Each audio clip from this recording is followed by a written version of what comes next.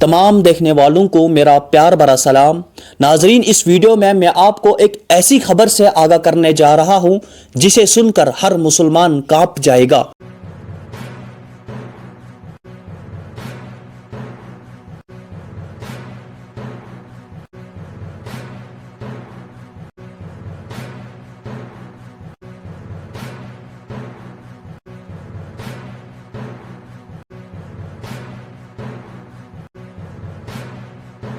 آسام سے یہ خبر سامنے آ رہی ہے کہ ایک مولانا جن کا نام محمد سلیم ہے، گھر کے اندر کچھ بچوں کو ٹیوشن پڑھا رہے تھے، اپنے گھر کے اندر قرآن پاک کی تعلیم دے رہے تھے۔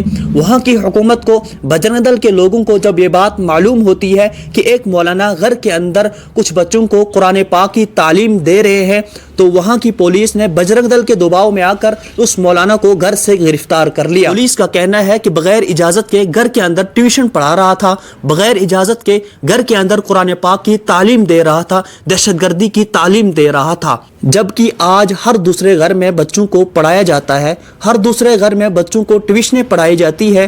اگر اپنے گھر کے اندر بچوں کو سبق پڑھانا غیر قانونی ہے، پھر جتنے بھی گھروں کے اندر ٹیوشنیں یا جتنے بھی گھروں کے اندر بچوں کو سبق پڑھایا جاتا ہے، ہر ایک انسان پر قانونی کارروائی ہونی چاہیے، ہر ایک اس پڑھانے والے کو گھر سے گرفتار کر لینا چاہیے۔ دوستو، اس خبر کے حوالے سے آپ کا کیا کچھ کہنا ہے؟ کیا یہ صحیح ہے یا غلط ہے؟ کمنٹ میں اپنی رائے ضرور رکھیے گا۔